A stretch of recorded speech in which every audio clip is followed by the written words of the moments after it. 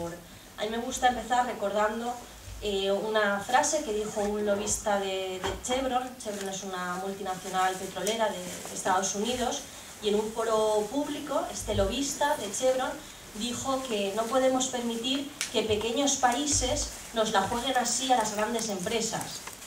Claro, cuando este lobista de Chevron dijo eso, de los pequeños países que se la juegan a las grandes empresas, debía estar pensando en Bolivia o en Ecuador o países de Latinoamérica que están llevando a cabo transformaciones profundas y que están en sus procesos revolucionarios y que realmente están recuperando su dignidad, están recuperando su soberanía y están plantando cara a los poderosos y están plantando cara también a esas multinacionales que hasta hace nada estaban saqueando y expoliando los países de América Latina, ¿no? Y que por fin, ahora mismo, con estos procesos revolucionarios, han decidido plantar cara, ¿no? Y de ahí lo de no podemos permitir que pequeños países nos la jueguen.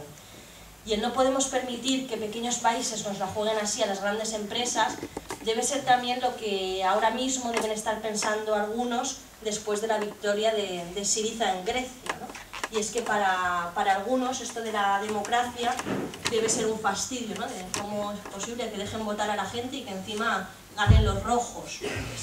Es lo que hay, ¿no? Y frente a esto, ¿no? Frente a procesos revolucionarios en América Latina, frente a la victoria de Syriza en Grecia, frente a procesos que parece que vayan a traer cambios profundos, los poderes económicos deben tomar medidas, ¿no? Para mantener su tasa de beneficios. Y lo que se les ocurre es imponer mecanismos para que gane quien gane en las urnas, ellos lo tengan todo bien atado. Es decir, imponer mecanismos para que aunque la izquierda gane las elecciones, realmente no se puedan hacer políticas de izquierdas.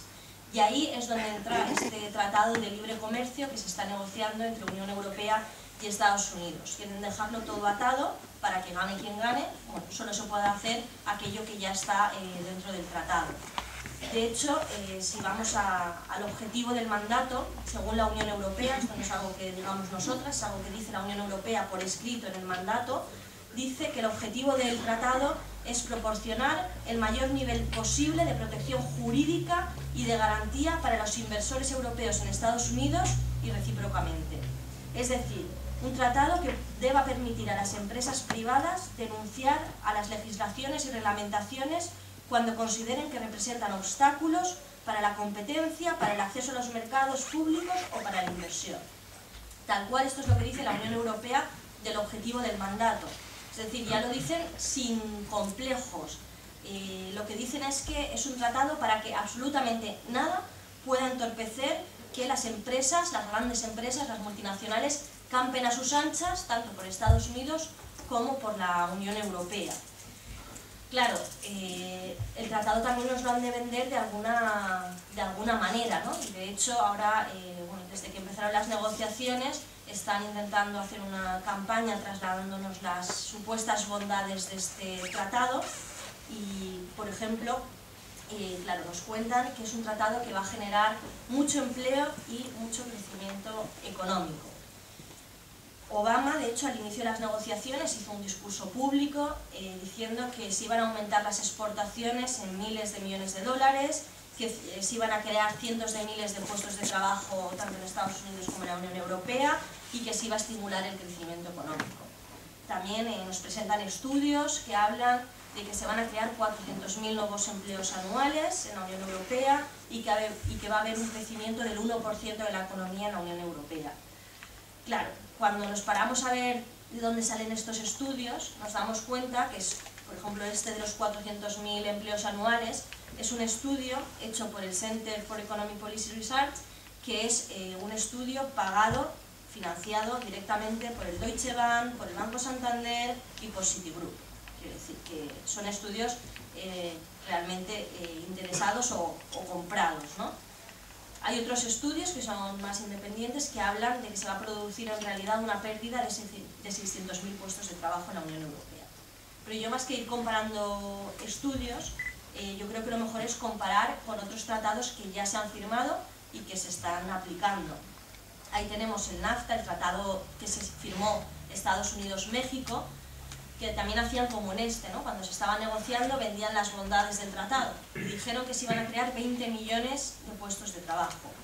El resultado del Tratado de Libre Comercio entre Estados Unidos y México fue que no se crearon los 20 millones de puestos de trabajo, pero no solo eso, sino que en Estados Unidos se perdió 1 millón de puestos de trabajo, que 2 millones de campesinas mexicanas se empobrecieron y que 28.000 pequeños comercios tuvieron que cerrar sus puertas.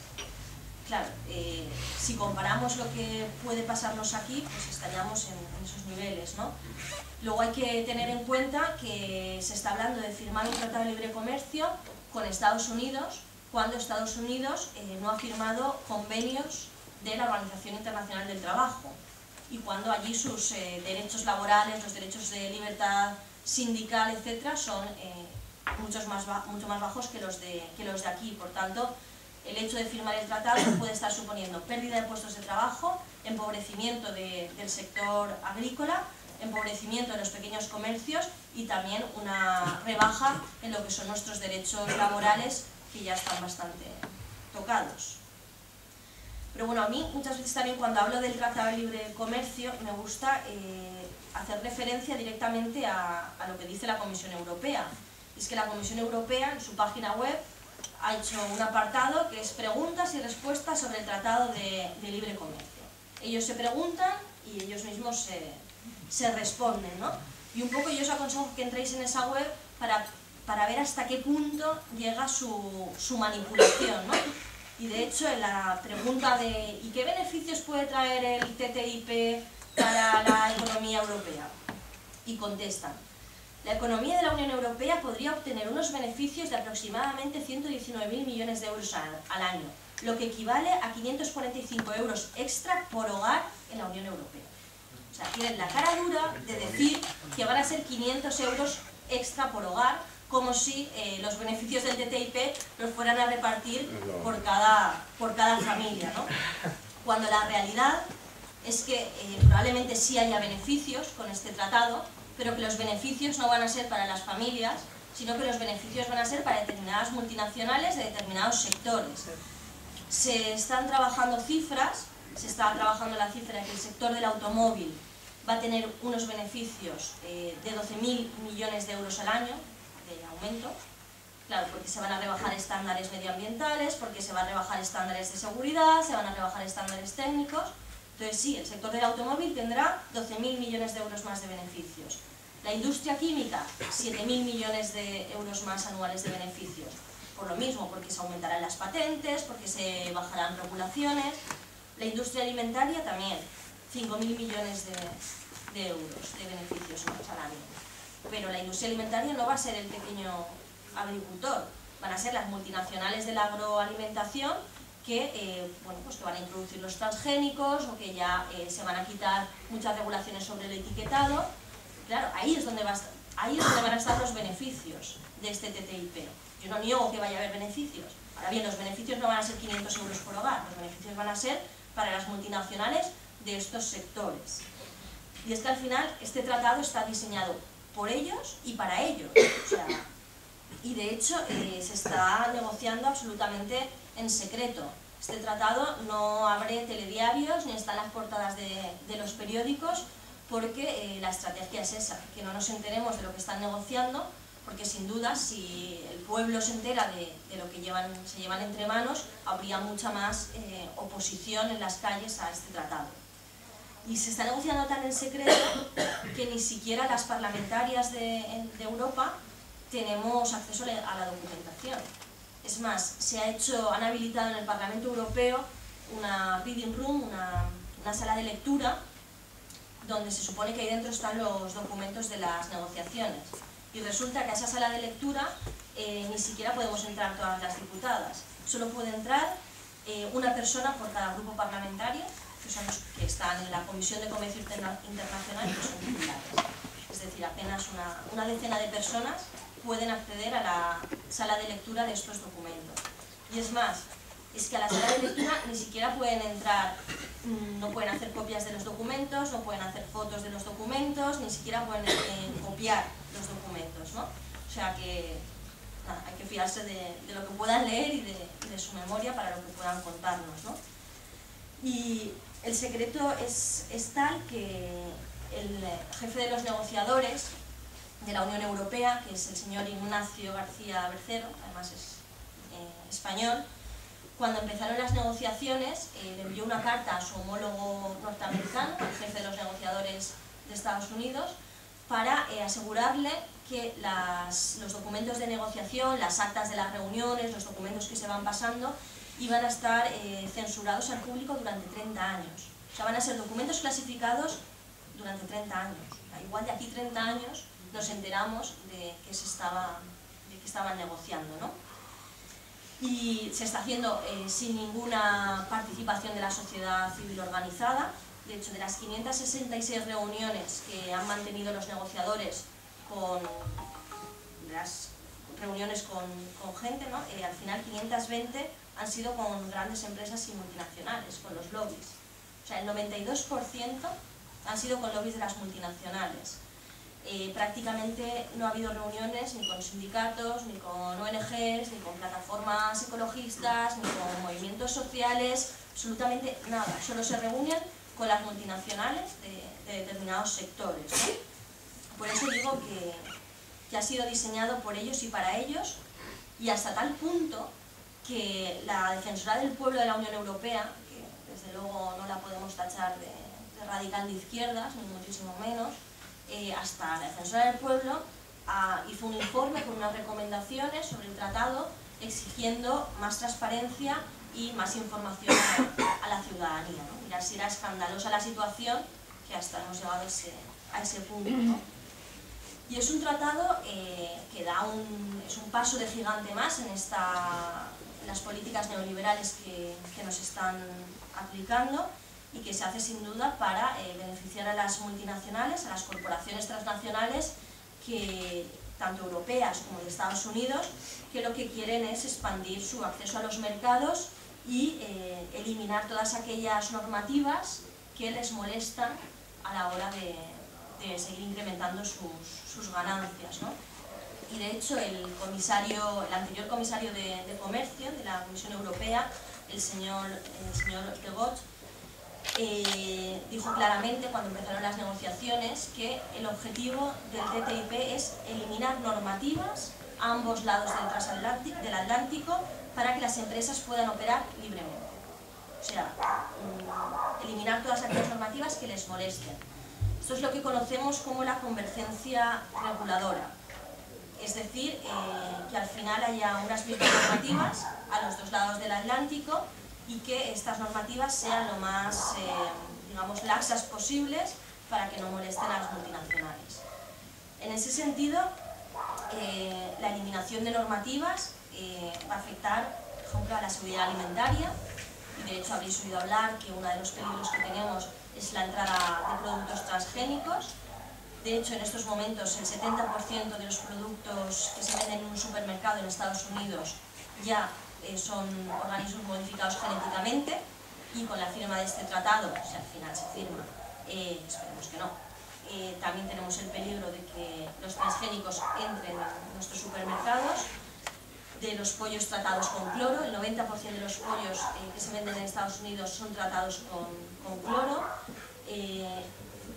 Como comentaba antes, también se rebajarán normas sobre el etiquetado. Ahora mismo pues, bueno, obligan en las etiquetas a poner de dónde viene el producto, cuántas calorías, cuántos azúcares, todo, ¿no? Lo que viene en las etiquetas. Se rebajarán también esas normas. Se rebajarán normas relativas a los productos químicos. Ahora mismo en Europa lo que tenemos es el principio de cautela. Lo que quiere decir es que hay que demostrar que un producto es bueno para que salga al mercado. En Estados Unidos es al revés. Se lanza al mercado y si alguien demuestra que es perjudicial, se retira. Entonces se acabará con el principio de cautela. Respecto al medio ambiente, ahí tenemos el peligro del fracking. Sabéis que el fracking es una práctica habitual en Estados Unidos. Aquí todavía estamos ahí un poco parándole los pies, pero si se aprueba este tratado, y además es una de las condiciones que están poniendo las multinacionales de los hidrocarburos, es que se pueda practicar fracking con total libertad en Europa. También estaríamos hablando de cómo las grandes multinacionales de la industria farmacéutica están presionando para reforzar las patentes, para que aumenten los años de patentes, con todo lo que eso supone para el acceso a los medicamentos, ¿no? Estamos sufriendo ahora bastante con todo el tema que ya conocéis del medicamento para la hepatitis C, pues estaríamos hablando de agravar mucho más la situación, no solo con este medicamento, sino con otros muchos, porque quieren aumentar los años de patente.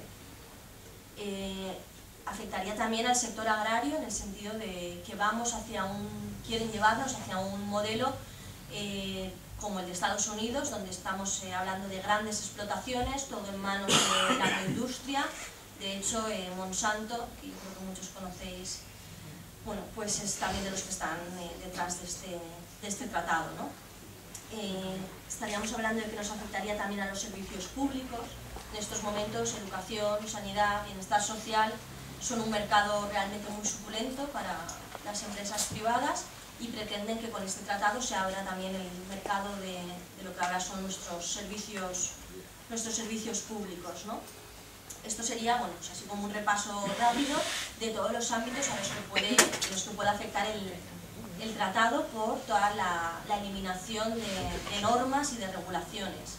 Pero esto no se acaba aquí, porque lo que pretenden es que se cree un Consejo de Cooperación Regulatoria. De hecho, en esta última ronda de negociaciones, que se ha acabado hace unas semanas, ya se ha hablado de este Consejo de Cooperación Regulatoria. Esto lo que quiere decir es que se creará un consejo donde tendrán representación también las multinacionales y cualquier reglamentación, norma que después de haber firmado ya el tratado les siga molestando, se verá en este Consejo de Cooperación Regulatoria para ver si se elimina o no se elimina.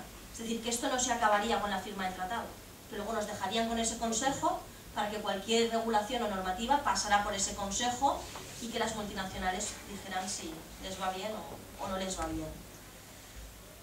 Y bueno, aquí voy a hacer un paréntesis, porque yo creo que es importante, ¿no? Porque muchas veces cuando hablamos del tratado puede parecer que esto es que Estados Unidos quiere venir aquí a Europa a arrasar con todo, ¿no? Y que puede parecer que esto sea un enfrentamiento Europa-Estados Unidos, pero no es así, o sea, nada más lejos de la realidad. Esto no es un Europa versus Estados Unidos, no es que Europa mole mogollón y los Estados Unidos van a venir aquí a cargarse todo lo nuestro, no. Esto es, si acaso, un enfrentamiento multinacionales y clase trabajadora, tanto europea como de Estados Unidos. O sea, no lo enmarquemos dentro de un enfrentamiento territorial, porque no es un enfrentamiento territorial, no es un enfrentamiento entre dos pueblos, es un enfrentamiento de las multinacionales con los pueblos de un lado y del otro del Atlántico. Digamos que esto no es un enfrentamiento territorial, es lucha de clases. Y yo creo que eso es importante, porque no es que los estadounidenses de a pie quieran venir aquí a hacernos el fracking. No, es que son las multinacionales del petróleo estadounidenses y europeas que quieren hacer fracking aquí. Es que son las multinacionales del sector de la agricultura y de la alimentación las que quieren introducir los transgénicos.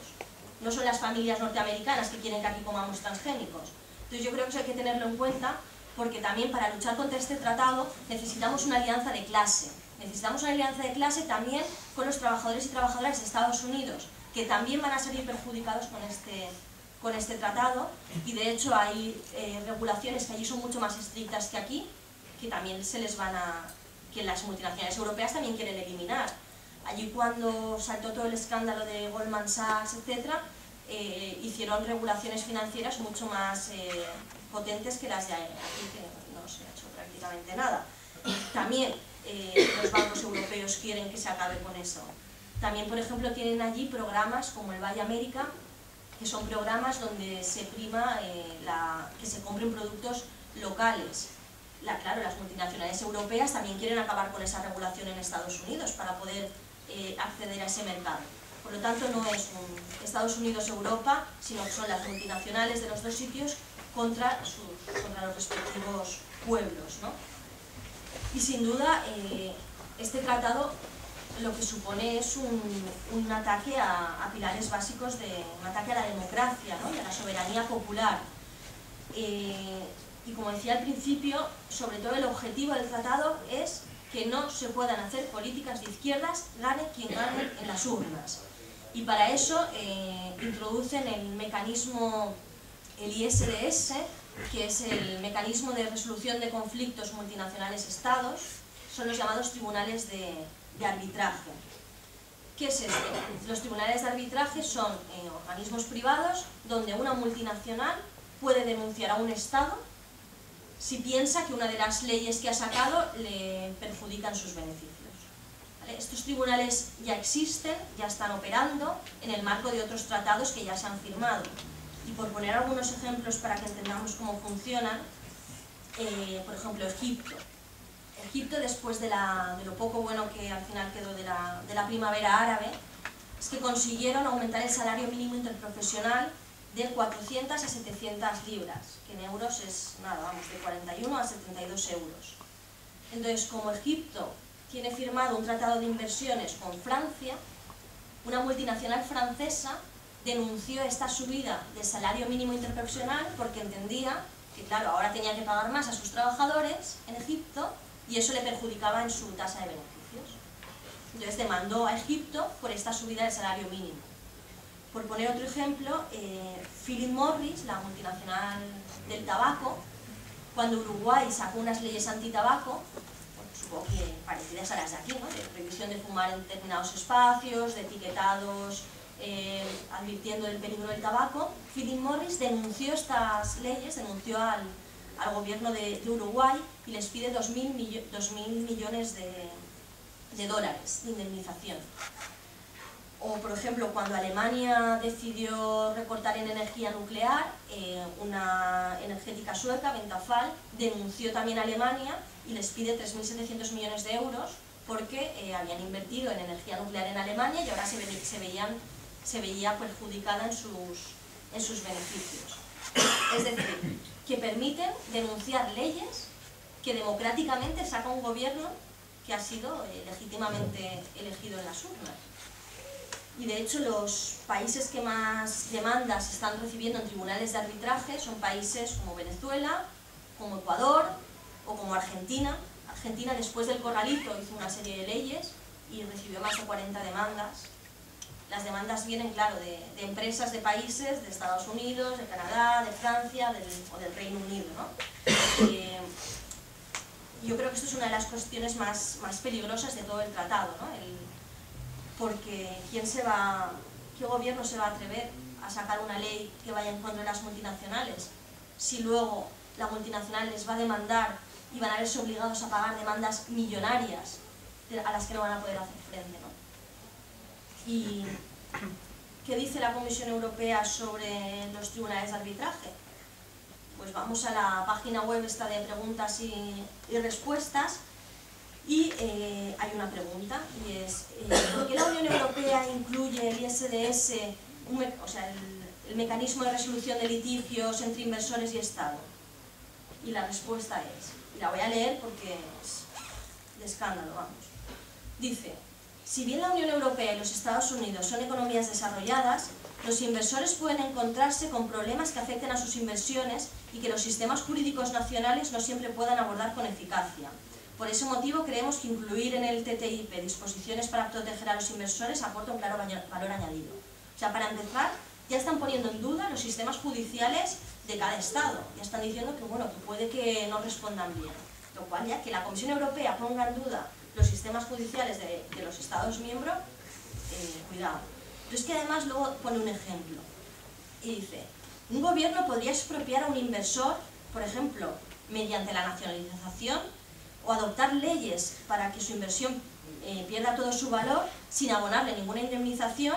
Y claro, si los tribunales locales no responden, pues los inversores tendrán que acudir a algún sitio para reclamar, ¿no? O sea, está poniendo en duda, o sea, lo que está diciendo es muy claro, es que si un gobierno decide nacionalizar o si un gobierno decide sacar una determinada ley, los inversores tienen derecho a acudir a un tribunal privado que está por encima de los tribunales del sistema jurídico nacional para poder denunciar esta legislación, lo cual es tremendo, ¿no? De hecho, por poner un ejemplo más local, para que veamos hasta qué punto pueden afectar estos tribunales de arbitraje.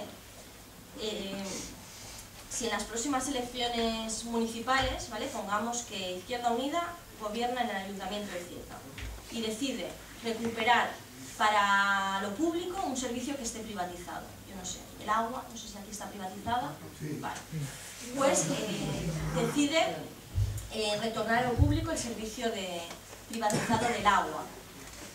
Pues una multinacional del agua, una empresa del agua, puede denunciar que, claro, que esa empresa ya no tiene derecho a optar por gestionar ese servicio y por tanto el ayuntamiento, si la empresa pone la demanda, va a un tribunal de arbitraje y si el tribunal de arbitraje la considera adecuada, porque es cierto que esta empresa ya no podrá optar a gestionar el agua porque estará gestionada públicamente, bueno, pues el ayuntamiento puede verse que tiene que hacer frente a una demanda multimillonaria con esta empresa del agua.